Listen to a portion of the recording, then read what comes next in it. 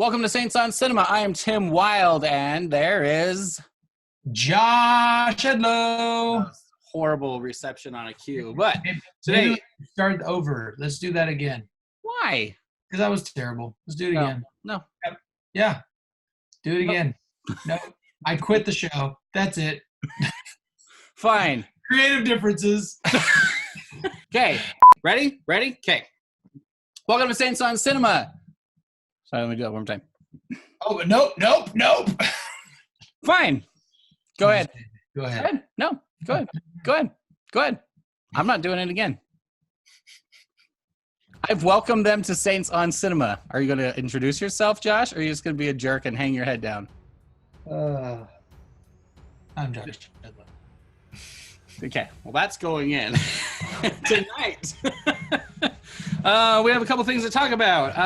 I've been doing some personal study, which is our new feature where we're just talking about things that we've been watching. And I hope Josh has been watching something, so we're not just rambling about what I have to say.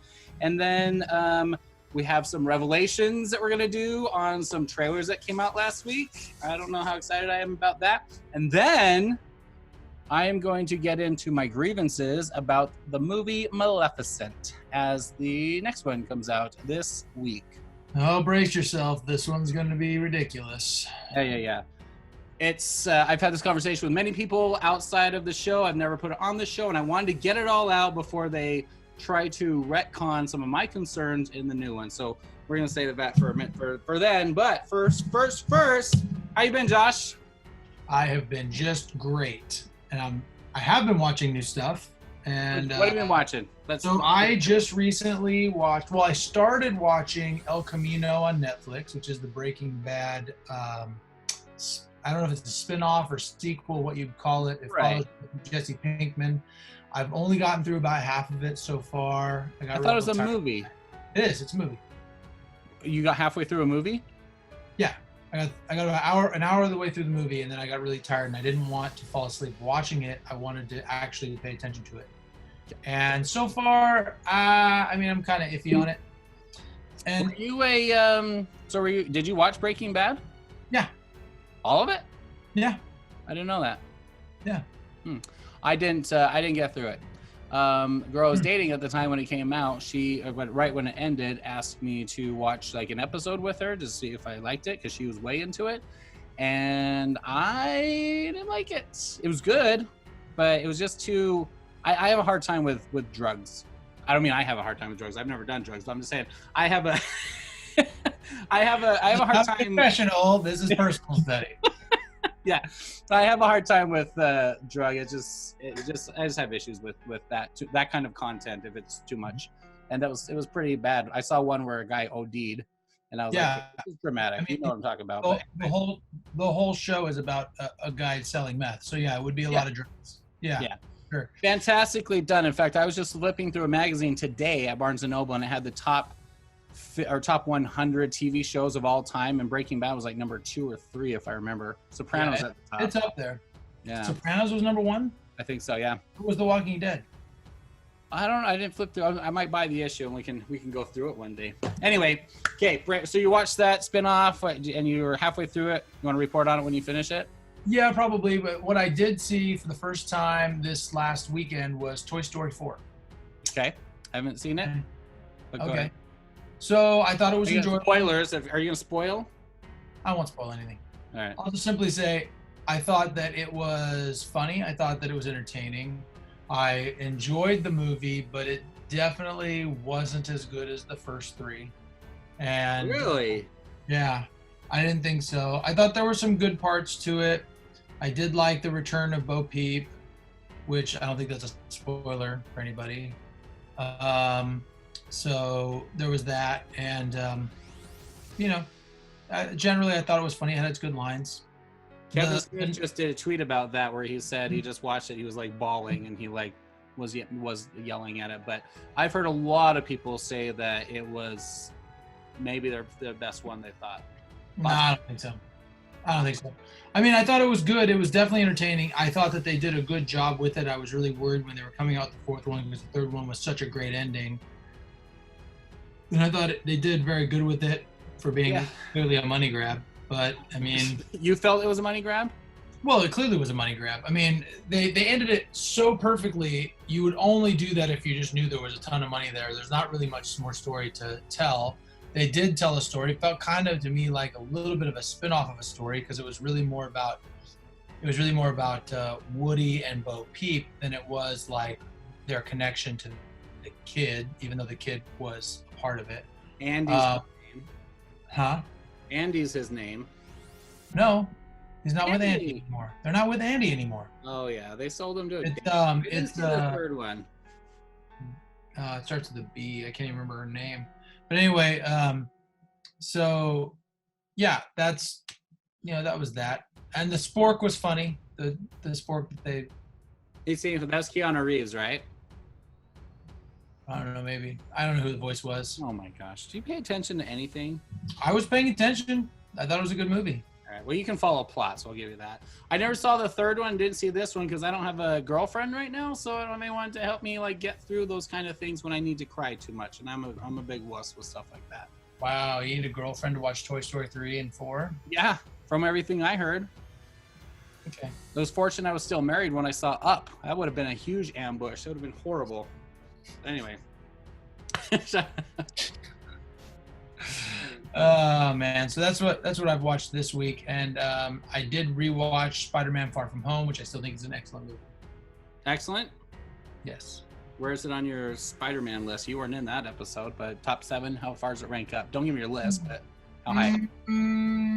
I want to say that I like the Marvel Cinematic Universe 2, probably like Homecoming, and then that. Like there's 1 and 2.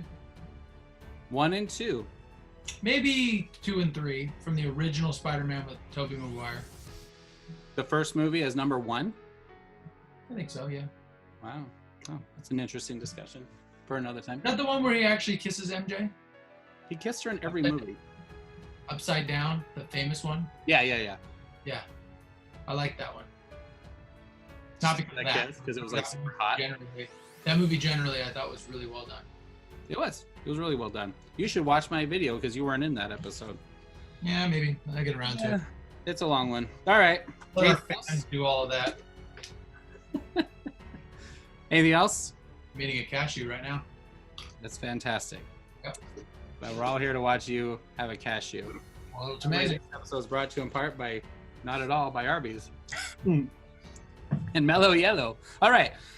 So this week I saw Joker like 7 different times.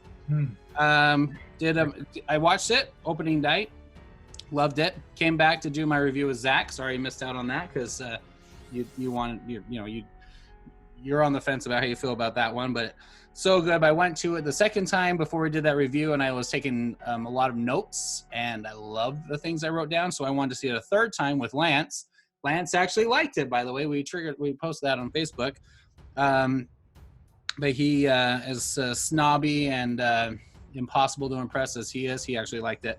And then I watched it with him. As I did, I could actually enjoy and appreciate the experience because that movie is just phenomenal. I can't say enough how much I love it. I would see it like 5 more times in the theater. I really would. But I discovered Roseanne this week. The original Roseanne. I've been going back and watching season 1. You never watched it before? I watched it. I watched it when I was a young teenager, but I didn't remember it being as funny as it is. I remember storylines and I watched it for like maybe a year, and I kind of enjoyed things about it, but I didn't know much about it. I don't think I got a lot of the humor. But I'm watching the first season and I'm laughing out loud like regularly through the episodes, just between her and Dan, Roseanne and Dan, just their chemistry together, their quips, they're just really fast with each other, but how much they love each other. I remember remembering that show being like so full of just contention and the parental and kids issues and all that, a little bit of drama that was like real life stuff, like smoking and sex and stuff like that when they got older. But like, I'm watching this and they're like young and I'm like, this is funny. It's really good. Mm-hmm. And I never watched the whole thing. I kind of want to watch. I don't know about the whole thing, but I don't know. I'm really enjoying it. Where are you finding it? Amazon Prime right now. Roseanne's on Amazon Prime? Okay, so seasons 1 through 9, back from the original run, is on there. Season 10 you can't watch because that was the one that got canceled last year when she made her racist. Oh, the new one, right? Yeah, but that was season 10, so I can't watch season 10, and that's the one that was really. I heard it was amazing with the controversies. It was so good. It's such a bummer that they took her out. And now the Connors apparently, I haven't watched it, but the Connors apparently is doing really well. I watched the pilot, and it was pretty emotional because they had to remove Roseanne from the story, but it was. I don't know. It's really good. It's kind of a kind of like Fuller House kind of a thing. Where there's like a lot of family because you have like a full household, and they come up with these sequels years later, and they all have kids and grandkids, and they're shoving all of them in the show. There's just a lot of characters. It's just kind of a lot for me. There were a lot of characters in Roseanne. That's what I'm saying. Yeah. So, and Full House is called Full House. It's like full of people, a big, huge cast, and now they all have their kids, and they cram them all in the same house, and it's just really hard. Anyway, but Roseanne, I didn't remember that being so funny. I'm like really enjoying it. Did you watch all of it? Oh, I've seen every episode. Really? Yeah. I always thought like this is like, and I remember my mom didn't like it and didn't like us watching it because it was on the Sunday night lineup. If I remember, I don't think it was TGIF or anything. But I was like, this is. What's that? It wasn't TGIF. And yeah, it was gritty and it was controversial. Yeah. And they dealt with a lot of things that were controversial at the time. Like the first, if I'm not mistaken, the first female-female kiss on TV was on Roseanne. They did a lot of stuff with things like, homosexuality and sex, drugs, like all that kind of stuff. Yeah, underage sex, like kids coming and asking for the pill, these issues, and then also just a ton of issues that I think that that middle class and kind of the upper lower class and lower middle class people would deal with, right? Like people who had a hard time paying bills and people who neither one of my parents went to college, you know what I mean? So we dealt with a lot of the very similar, and that my dad was working multiple jobs to try to make things work, and so we had very similar issues that they had, and our lives were very similar, so it really hit home, and it was really funny, you know what I mean? Like, Roseanne, and she was the first female lead in a TV show, the lead on a TV show. Well, I guess not. Mary Tyler Moore was a lead and stuff like that, but it was groundbreaking for a lot of things. And I was talking to my brother about it. I was like, the thing about the show is like, he was saying how it really portrayed a real American family more so than any other show was. We were talking about how like the Cosby Show was like this really elite rich family, and then you had Married with Children, which was like kind of an extreme the other direction, where it was like really kind of not white trash, but you know what I mean, they were like poor and just kind of they're very sarcastic and exaggerated about their living conditions. But yeah, this one they're talking, it's like a real family, they have real interactions, they have like realistic conversations with the kids and disciplining them and teasing them and everything. They're actually talking, like you're saying, about like finances and how they're going to pay the bills and jobs and unemployment, all that kind of stuff. Those are all storylines that a lot of other shows didn't have that in there, and most Americans can relate with that. So but it's hilarious. I'm just like laughing, I'm touched. It's really cool. I'm so bummed that she got in trouble like she did, because I feel like the Roseanne coming back was like the perfect time for that, because they really dealt with like legitimate issues that, again, that people are dealing with now. It was a great social commentary, and Roseanne, the original was situation. I'm seeing both sides of how they felt about the presidency and everything. There's an episode of Roseanne in the new season, which I thought was so fantastic, of a Muslim family moves in down the street, and how they react to that, like how Roseanne as a Trump supporter reacts to that. And it's really funny, and they kind of realize, like, it shows you what a Muslim family in a small town really would go through. And also, like, it's just kind of funny the way that they're like, oh, they're buying lots of fertilizer, you know what that's like, just things like that. And so and then I think the thing that was great about the show was, in the end, Roseanne realized, like, she always realizes when she's wrong, and in her own way kind of tries to rectify when she's wrong, you know what I mean? Like, she's too prideful to admit she was wrong, but still fixes it, you know, Right. the thing. And so I really like the show. A lot of my friends didn't like it because they thought it was too much, like you said, too much contention, too much controversy. Right. It was great. Definitely isn't like a spiritual uplifting show like if you watch like Full House or something like that, where it's like a big, you know, the music chimes in at the end when the dad gives the message and they like all hug at the end. You don't get that with Roseanne. No, it's very much more real life. Yeah. What are you saying? You don't have like a big musical chime and the spirit just warm your whole family? Yeah, I don't think I've ever had a situation where I'm like, you see, kids, and then all the kids sit there and go, Dad, you're actually right. Right. Roseanne, they like throw pillows at them and say get to bed, and then they go in the kitchen and talk and make fun of each other, and then go in the bedroom and the end of the show. Right. Awesome. All right, here's the other thing. My son just finished in school reading The Wizard of Oz, and he's been waiting and talking to me about the book every other weekend when I have him. He keeps telling me where he's at and what's going on, and things he's describing are not in the movie, so I don't have any idea what he's talking about because I've never read the book. And he just finished it, so he was so excited to watch it. So we pop in The Wizard of Oz on my big HD TV, and it's on DVD. I don't have a Blu-ray of it. And I'm watching it, and I'm just like absolutely fascinated with the detail of the makeup and the cinematography. That's easy and obvious, but like the costume, how detailed and elaborate everything was in bringing this world to life. I was just drawn in and I loved it. And I haven't watched it, you know, since I've been kind of more, you know, focusing on film and studying different aspects of the craft and everything. But just seeing in high definition, the makeup and the costumes and everything was just absolutely incredible. He was bored halfway through it. He was like, Dad, I'm just sitting tired and this is just boring. I was like, I get it, because it's a slow movie if you're not captivated by all that stuff. And modern generations, they don't care. It's stuff and they haven't seen a million times better in CGI and stuff. Not better, but, you know, to them, more interesting. But I don't know. I love it. And it's not my favorite movie of all time. It's not like a treasure in my heart, you know, like a lot of people it is, but it's a masterpiece, and we should do a feature on it, and we should talk about it sometime, spend more time on it, because it just hit its 80th anniversary this last summer. And yeah, I like it. I want to kind of do some more research on it, because I know it was a huge movie.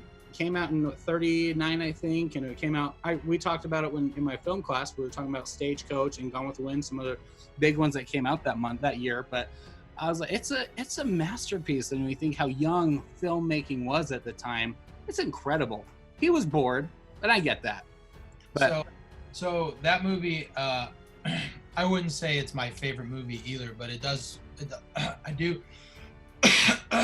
hold kind of a special place in my heart, because it is such a fantastic movie when you look at it in the context of the time that it was made. Right.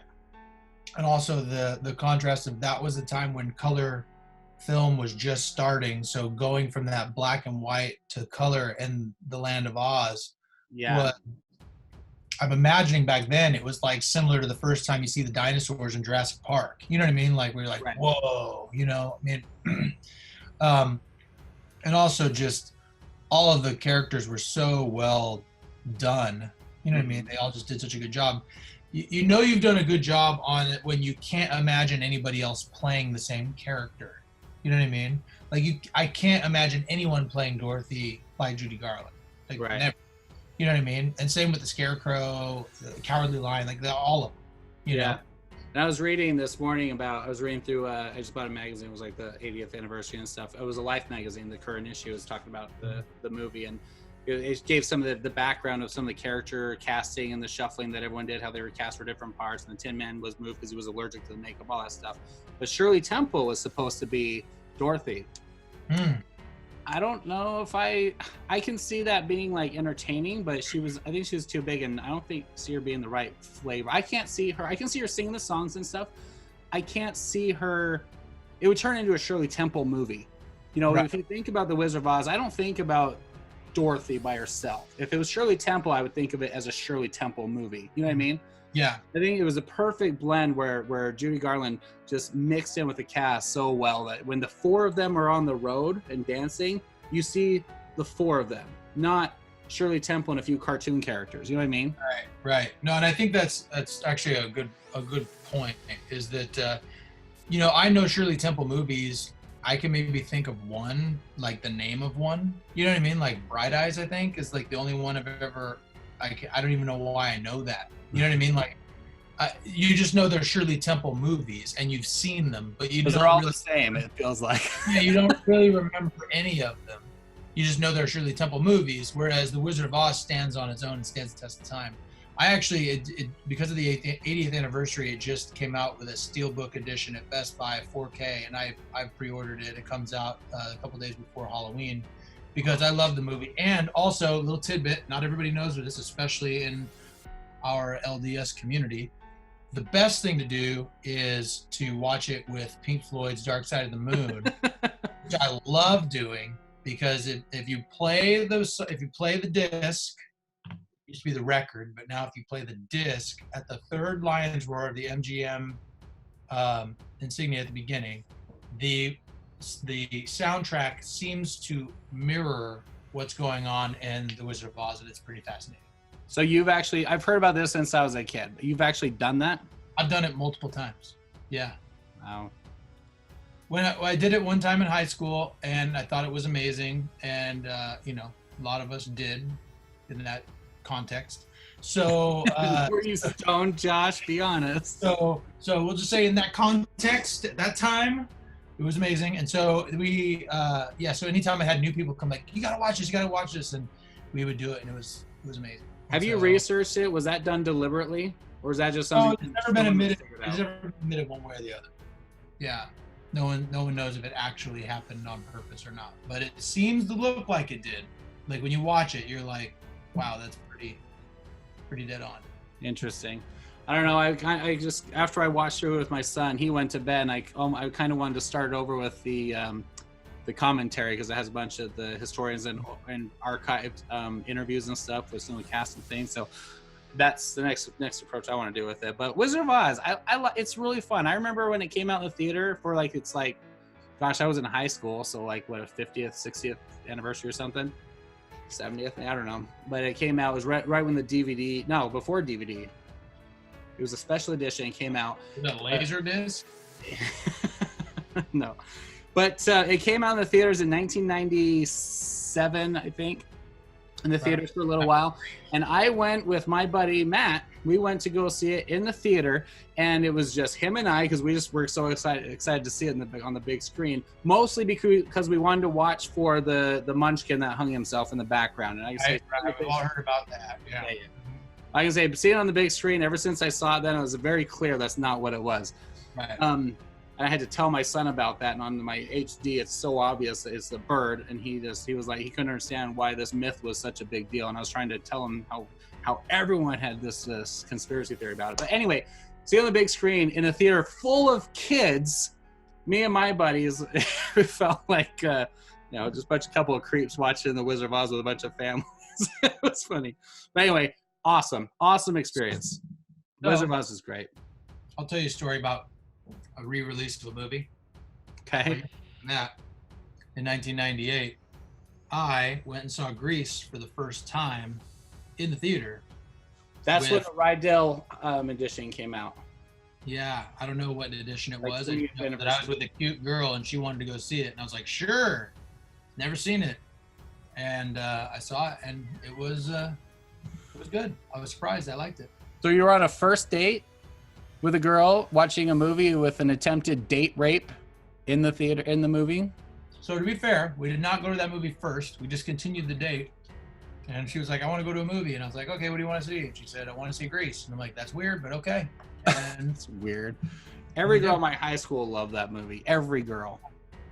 Yeah, I don't remember the date, because we went to a pool hall, played pool, listened to Def Leppard, and then she wanted to see Grease. And I was like, let's do it. And we did it. Oh, we should talk about Grease sometime. I love took Grease. To your prom. All right, here's the last thing I want to talk about before we move on. I watched a Stallone movie that I've seen once when I was younger, and I have not seen it since then. I recently heard it talked about because Stallone was talking in an interview where he might have some ideas for doing something with this character. I don't remember if it was him or one of the writers, but I watched Cobra. Did you watch Cobra in your... Long time ago. Okay. I watched Cobra. Mm-hmm. The only thing I remembered about it was the knife, and it was like a kind of a serial killer kind of a thing, kind of this murder mystery thing. And I remember it being pretty intense with the tone and kind of scary. And as I watched, it was more kind of like a slasher film. But as I watched it last week, I came to the conclusion, Josh, and you're not going to like this. Oh boy. You're really not going to like this. Okay. I was laughing at this movie with this character, and I was thinking how it's cheesy, the music is wrong, and it doesn't set the tone at all, but it has nothing to do with, that's all in the film, it has nothing to do with Stallone. But I decided, I don't think... Here comes, I Ready? know where you're going, and I am not ready for this. Hold on, let me get a cashew. Right. Ready? Three, 2, 1. I don't think Stallone is a great action star.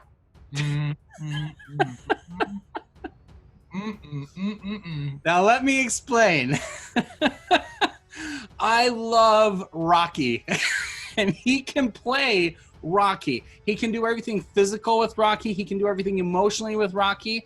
I like, not love, Rambo, but those are, I just watched those. Those are cheesy and hammy movies. The first movie is intense, but it's a drama. It's not much of an action film. When they try to make him into an action character, the rest of those movies, save the newest one, not even the newest one, it's a cartoon character. And it's not good action. The action's fine, but that's all in the direction. I'm saying Stallone, when he's with the Colonel, he's making like little one-liners. He tries to be like express, but you can't. I love Stallone. He'll never see this, but freaking I love you, Stallone. But he has a face that doesn't give expression that conveys intensity. It always looks dumbfounded or confused when he's trying to be serious or joking. I'm sorry, but it's true. And that's what works with that innocence in Rocky and Rambo. Because in Rambo, he's just vacant emotionally and he's disconnected. He's kind of lost. I'm sorry. I can't, and I haven't seen a lot of recent, especially the Expendables, all that crap, the stuff he did through the 2000s and 2010s, whatever we're in now. I can't get behind him as a great action star. And I was thinking back to other ones he was doing. I was thinking back to Van Damme. Van Damme can do intensity in his movies back then. Arnold can do intensity. I don't like Stallone's intensity. Even Bruce Willis could do it back then. Are you trying to say that Jean-Claude Van Damme is a better action star than Sylvester Stallone? Action star, yes. I thought you were about to say actor. Oh my gosh, you have jumped the shark. Are you kidding me? No. You're joking. Did you see Kickboxer?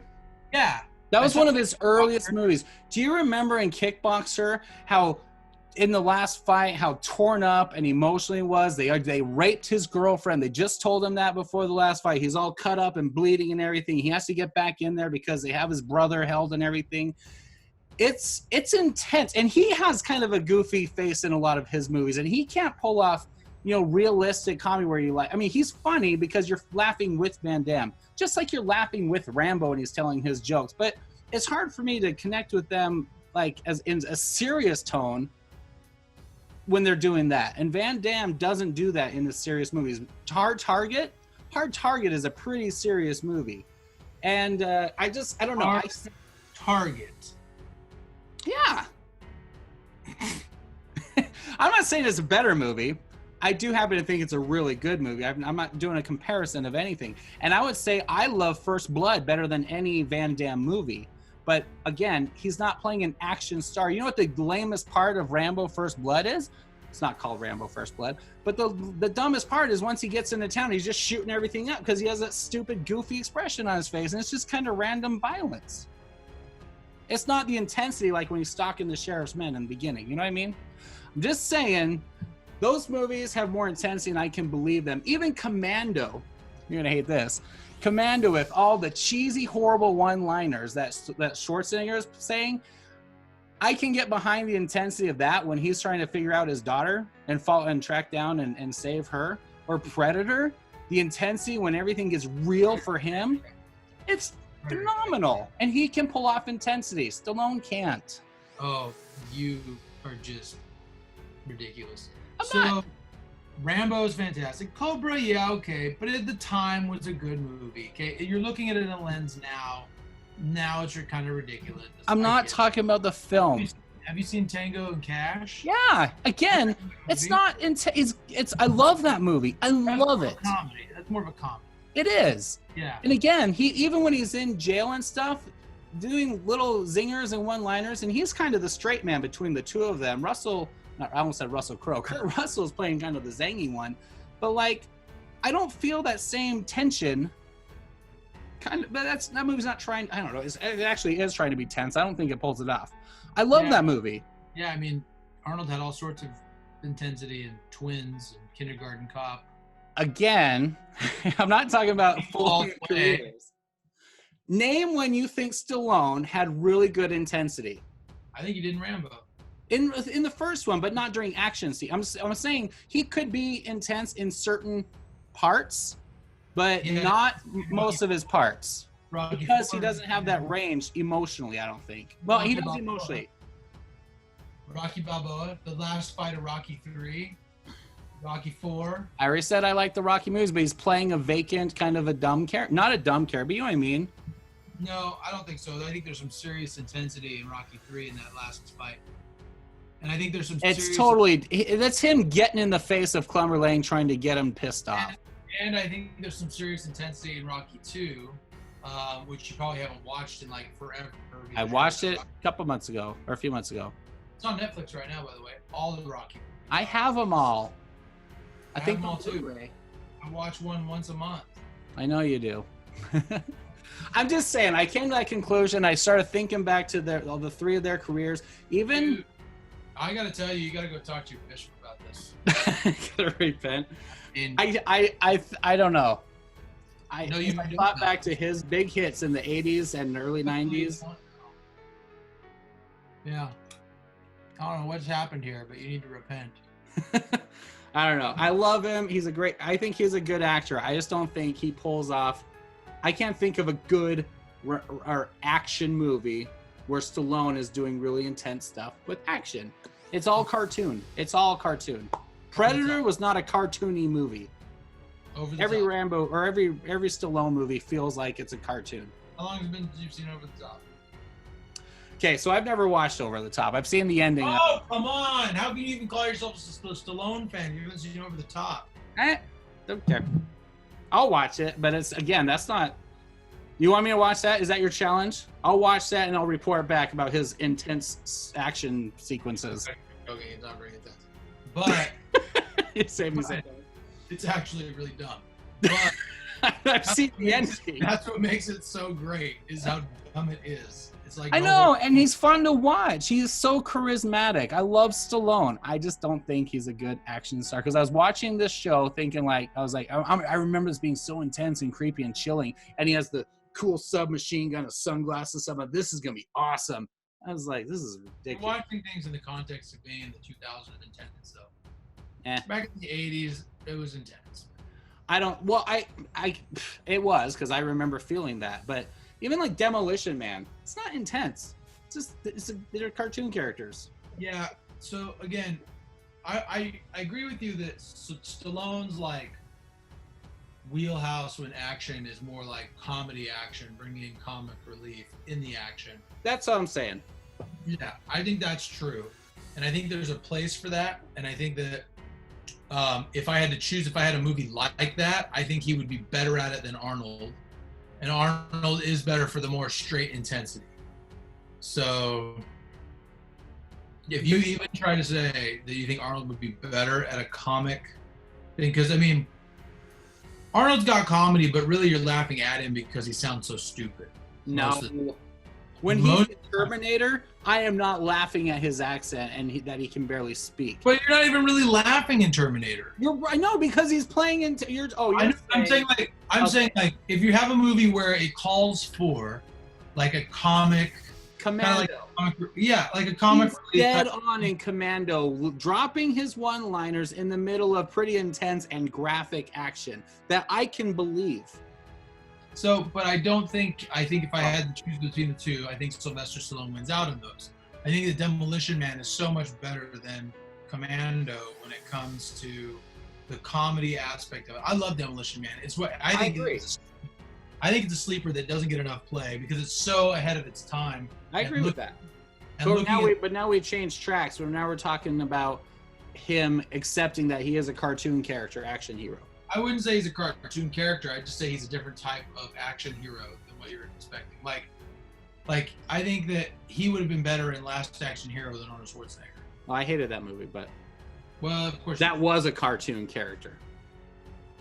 You're basically a cartoon character. I don't even know what to say. I'm so baffled by your. All right, I want you to think about it, and I want you to come back with me next week and give me a movie, and I will watch it specifically looking for, and I'll be open-minded for Stallone performance that he plays off a good action character that's not a cartoon character.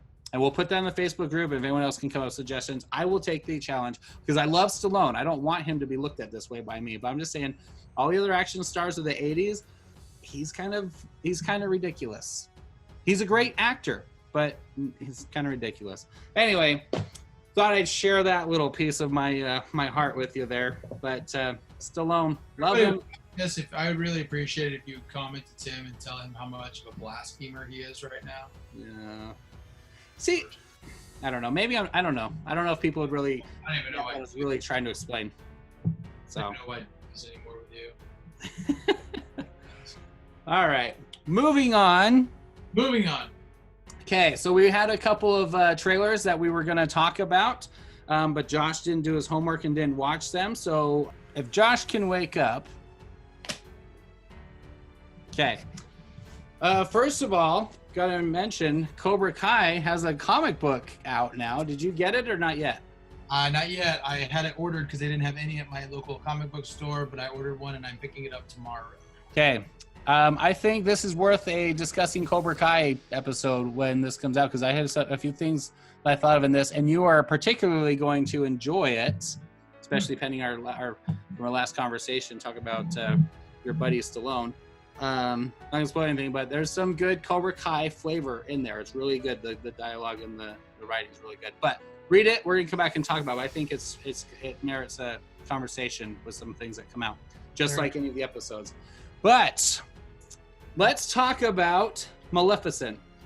I tipped at this when I bought this last year. Still haven't watched it since I bought it. I watched it in the theaters, I think opening weekend. And the sequel's coming out this Thursday/Friday. And I don't know what you think about this movie, but I wanted to get some things out right now before the new one comes out again, trying to retcon complaints and concerns I had. So before I say what I got to say, what did you think of Maleficent? So, okay, here's my problem with Maleficent. And you have problems. I do have some problems with it. Not with the movie itself, because I think everybody in it did a good job. I like Angelina Jolie as Maleficent. So there's that. What I don't like is I don't like the way that Hollywood tends to take villains and try to explain why they're villains, and often use the woman is only a villain because of some evil man that wronged her and therefore she is a villain, right? I don't like that. Why can't people just be bad just because they're bad? One of my favorite things about The Dark Knight is that that whole thing about the Joker where he says, Michael Caine playing Gordon. No, Michael Caine plays the butler. Oh, Alfred. He just says, some people just want to watch the world burn, right? That's a great line. Sometimes people are just bad. You know what I mean?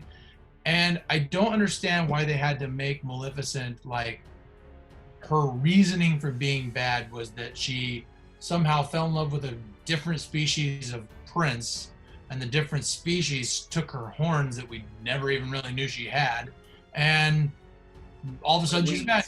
Her wings that we didn't even know she ever had, and turned her into this thing. Oh, and by the way, she really wasn't that bad the whole time. You know what I mean? Like, come on. Why can't she just be a villain? She was a great villain in Sleeping Beauty. Agreed. Okay, this is the difference here is what you just described that you didn't like is what I loved and what I was most excited about this film. Let me just first of all say, Maleficent is the #1 on my top 10. Back before we started doing the show, I had a top 10 Disney villain list. She was #1. The reason I loved her so much is she was pissed off and did all the horrible, evil things she did in the movie Sleeping Beauty just because she wasn't invited to the party, which shows that her sitting in her broken, ruins of a castle, she had the power that she could have cast all these spells and done these curses and all this stuff anytime she wanted to, but she didn't need to because what does she care? She's above just messing with people for no reason, just being evil, right? But then she wasn't invited to the party. She was like, well, F this, and that's when she went or initiated all the chaos that happens in the movie. I like that. I like stories that can give a little depth. I don't think you'll like the Joker movie because it gives depth to the character. And I agree. I don't want to see too much background on the Joker played by Heath Ledger because I like the whole concept of him being such a mystery. Joker in the new movie is a totally different thing. But Maleficent was such a beautiful, engaging villain that had no background, nothing to give you motives or history on who she was, why she was, where she got her power, any of that stuff. And then they teased the movie. And the first teaser I saw, if you remember, it had, it said the whole premise of the trailer was, the story, now hear her side of it, or whatever it was. Saying that this movie was going to be the same movie, only her side of it, her version. Now, it showed the party, and all you saw were the two horns from her, her horns was bobbing up behind the people in the party. You didn't see her, you didn't see anything else, and then you just heard her cackle. And as soon as she laughed, I was like, they nailed it. And I'm not a huge Angelina Jolie. She's a great performer or actress, but I don't go out of my way to watch her movies. I don't really care. But when I heard her laugh and then I saw the first visuals, I was like, they nailed it. And she's my favorite villainess in Disney. I was so excited just from that. Then I see the next trailer, and it shows her like come behind the tree and talking to Aurora and everything. Aurora, right? Yeah, Aurora. And it was like really exciting, and they kept pushing that this is her side of the story. You get to see why she was the way she was. And I was like, I would love to see some motive behind this amazing villainess. So then I watched the movie, Josh. Now, this movie is about Maleficent. She's this fairy woodland creature, and you're right, she had wings, and we didn't know she had wings, but now it told the story of how she lost her wings. And that sequence in the beginning of the movie where she meets the boy, they spend their little date together, fall asleep or whatever happened that night. They fell asleep, and then he cuts off her wings in the sleep, right? You remember that sequence where she wakes up? I've only seen it once. It was 2 years ago or whatever, 3 years ago, 3 years now. And she wakes up and she realizes they're gone, and she was drugged, essentially raped. She was victimized and she lost her power or her authority, her identity, her innocence was removed. That's where she learned that she can't trust men. Okay? That sequence when she woke up without her wings was fantastic. And I was like, this is so good. Now I see why she doesn't like men. I can see why. I mean, I'm talking about mankind, but specifically the gender of males. Then she grows up. She has these little mini battles or whatever with the people. And King Stefan, yeah, King Stefan, he's fighting against her, but he just doesn't, whatever. They had their little stupid controversy that no one cared about, but you saw where she was coming from. And she was going to get her ultimate revenge by punishing their daughter. And then she didn't get invited to the party. She shows up, puts the curse on Aurora, and then Aurora is taken off by the fairies. That didn't fool Maleficent. She goes out there and follows them and watches them in the cottage and watches Aurora grow up. And then the amazing part of Angelina Jolie's performance is that you can watch her absolutely falling in love with Aurora just from her expressions and watching her in the shadows and the trees and everything. And I'll never forget how exciting and how cool that was to watch, and just how how expressive she was. It was beautiful watching Maleficent all through those sequences. All right, so we're getting to the point where you don't like it? Yes. Okay, all right. Because I'm saying this is an amazing setup, and I'm like, this is such a good film. I love this. I love where they're going. I love her motive. I love her character. I love this being a different side of the story. But the problem, Josh, is they changed the freaking story. You can't have a trailer saying, here's her side of the story, and then tell a new story. The outcome was totally different. We'll talk about that in a second. But she's watching Aurora, and then Aurora comes up to her one day, who she now feels that Maleficent is kind of her mother, because the three fairies are bumbling idiots.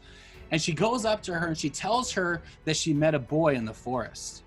And I was like, oh, this is so good. She is about to explain and freak out. And she's going to say no, because she also met a boy in the forest, and that boy betrayed her and took away her innocence. And she was going to absolutely forbid her to see the boy again, causing her to choose the boy over Maleficent, or the mother, you know, separating to be with your spouse and leaving your family, whatever. Anyway, she was going to do that, and that was going to trigger all this animosity and hatred and protectiveness coming from Maleficent to try and stop this horror from happening to her daughter, because her motive was, now it already happened to me. I am not going to let this happen to this little girl who I loved. And she already went through, or she tried to break this curse and everything. It wasn't going to work. It was going to happen. She was going to end up asleep and everything, but nothing was going to stop her from saving her daughter. And that would have been beautiful. But is that what they did? No. They end up her figuring out this curse and stuff. She goes and finds Philip, and the curse happens. Aurora's asleep in the tower and all this stupid crap. And then the king, the entire time, has been obsessing over this corkscrew spiky thing that he was building. And they had that whole scene where he's like, wake the workers, they got to get going on this. It was his obsession to protect his family from, and out of spite, from Maleficent. Maleficent just walks right through the freaking corkscrew thing, just levitating Prince Philip like nothing. It was pointless and stupid. She walks right through it, doesn't affect anything, gets into the chamber, lays her down, or wakes him up, and he tries to kiss her, doesn't do anything, and then the motherly kiss is what wakes up Aurora. Isn't that precious? It's not the same story, and it's stupid. You can't take the story. I don't care about, I mean, I'm happy sharing motherly love and women power and all that stuff, but that's not the story, Josh. They took the concept and they broke it, and they had her go in there. And then the dumbest thing happens. Are you ready? I'm ready. They are ambushed in the hall, and she turns the crow into a freaking dragon. She didn't turn into a dragon. The crow turns into a dragon. And these guards come in already prepared with giant nets and huge shields ready to defend against a dragon that they had no idea was even possible. And they come in and they fight and quell the dragon with very little difficulty. That dragon, which could have consumed them all pretty instantly and been done with it. But that's not all. Then, in the dumbest fashion, Maleficent carries on this fight, gets up into the chamber, and finds a cupboard. And what's in the cupboard? Her wings are still alive, trying to break out of their freaking captivity to rejoin Maleficent to restore her power. Then they have this big stupid fight up on the balcony, and Stefan ends up falling to his death, if I remember Stefan, and she, flies victoriously. That's a stupid, stupid plot with a stupid, stupid story and a bad message. The message should have been, even though she lost her power, or the ability to fly, she lost her innocence, you don't just get your innocence back. That's not a message. Someone who's a rape victim, or someone who's had a huge loss or tragedy or difficulties or things come upon them that they can't undo and had huge ramifications, you can't just get that back because you find a magic cupboard and have it perfectly restored. But you can learn and adapt and grow from it. And she, in the movie, was incredibly powerful. She just couldn't fly. So it showed where, in the cartoon, it showed how amazing and incredible she was, and she was so above this petty, stupid revenge and all this crap. It was all about she was offended later. But she, if this was her side of the story, she got cut off and everything. Whatever, I don't even care about you. I'm so much better than that. I've learned to move on. Then she was incredibly powerful without her wings. But in this version, she gets her innocence back. She flies away in the most ridiculous fashion. And what happens at the very end of the film? Stefan died. Tell us. Stefan died, and then they have their little fun little wedding. Not even a wedding. They have their little ceremony where Aurora's there and Maleficent's there, and everyone's like happy for the curtain call. And then the crowd parts, and then steps up Philip.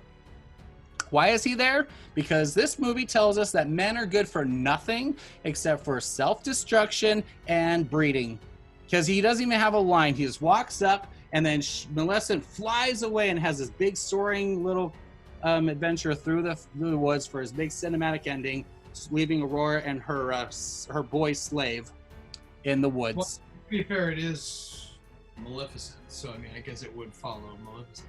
Look, it sounds She died at the end, is what I'm saying too. Sounds to me like what you're saying is you don't like the fact that they took the story in a direction that you didn't like, and so therefore it's not a good movie. It's a different story, and it's a dumb. Tell me what the message is there.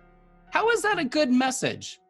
I don't know. I'm tired. I'm just saying that they undid the story. They told it different. If Maleficent doesn't die at the end of it, that's not the same story. And you take out Philip, King or Prince Philip, where he was supposed to come back, conquer, and fight and slay her. And if that had happened, you could have had sympathy for Maleficent because you're like, oh my gosh, all she was trying to do was protect Aurora. And it was a huge misunderstanding. And that was such a tragedy. And now we fell in love with this character. And now she's gone. That's how the movie should end, because that's how the cartoon ended. You can't put in the trailer, oh, you know, you've seen the movie, now see her side of it.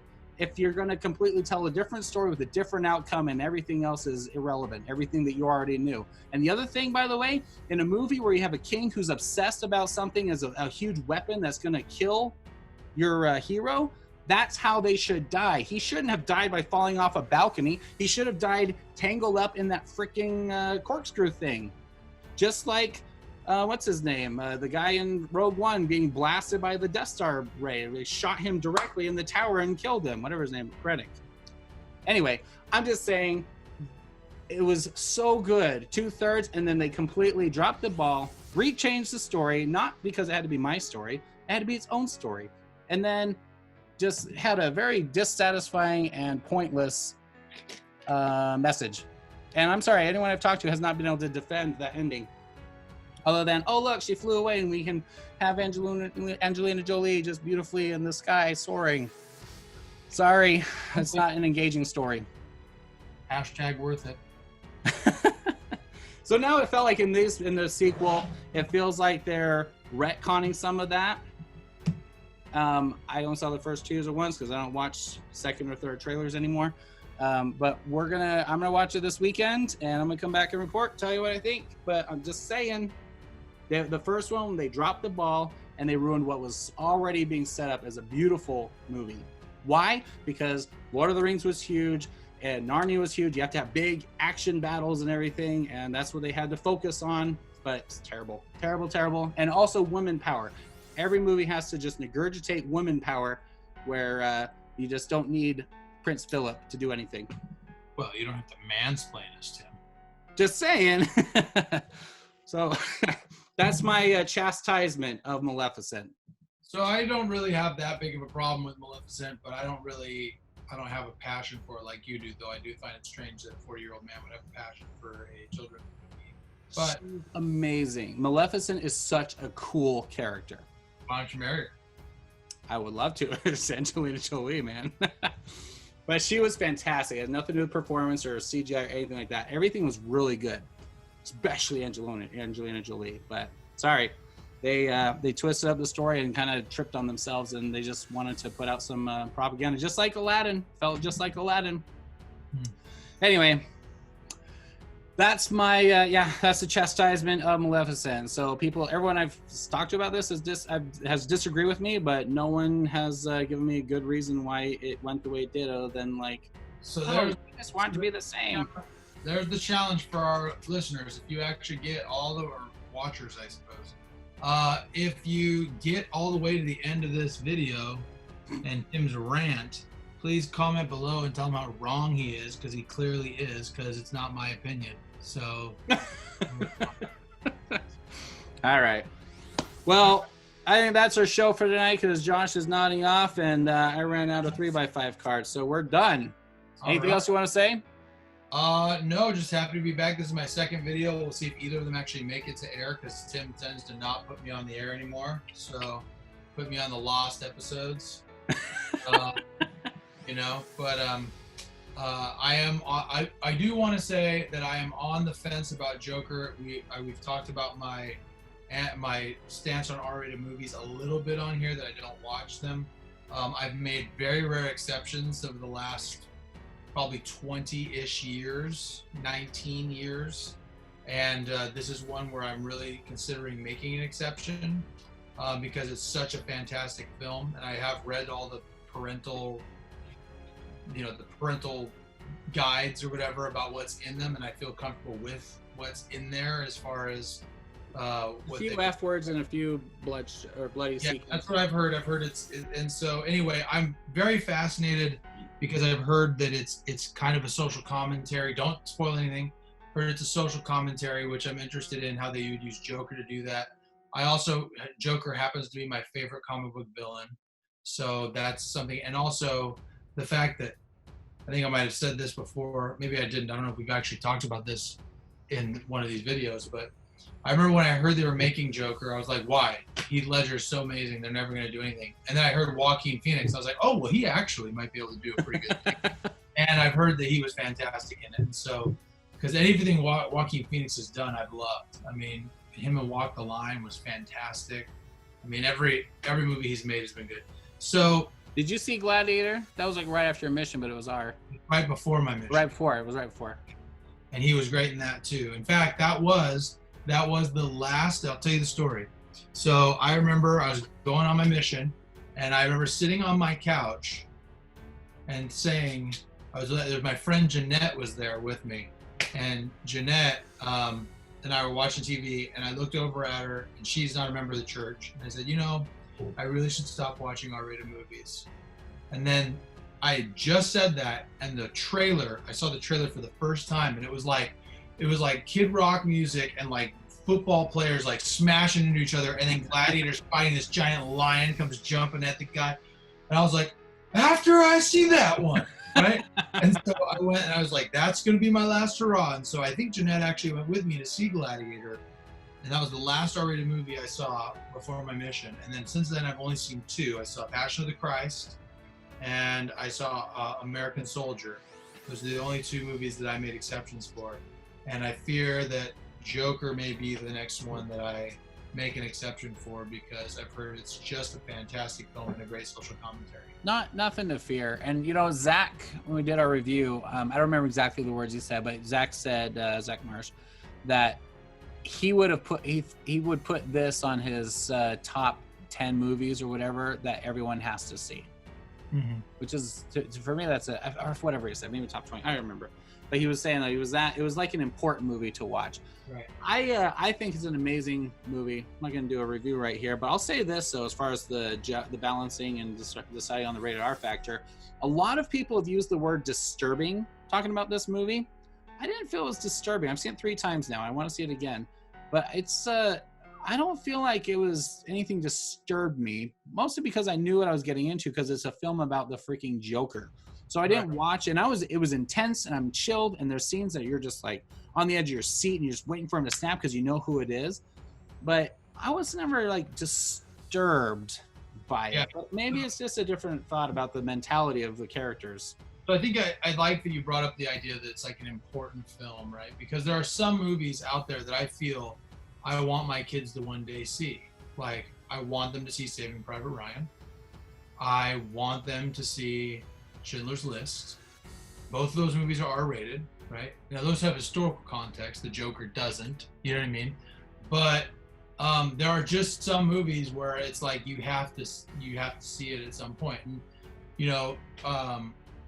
my wife brought up the idea, about possibly like waiting until it comes out on VidAngel or whatever. But I feel like I don't know. I just feel there's something about the movie that I'm drawn to that I want to see.